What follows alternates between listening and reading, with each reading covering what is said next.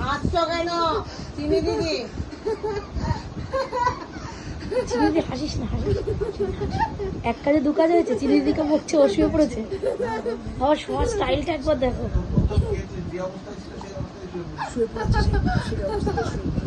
মডেলের মতো আছে।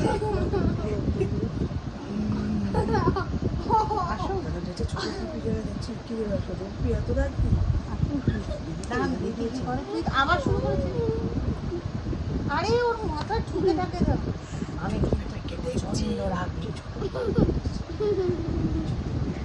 একটু প্রচন্ড রাগি বলো, একটু প্রচন্ড রাগি বলো।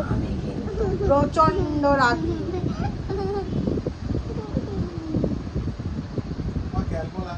এক সাইডে আমার কাছে আছে, নে ওখান থেকে বাইরে যেতে। চালপাল আছে আমাদের। এই কোভিড সময় বাইরে এসে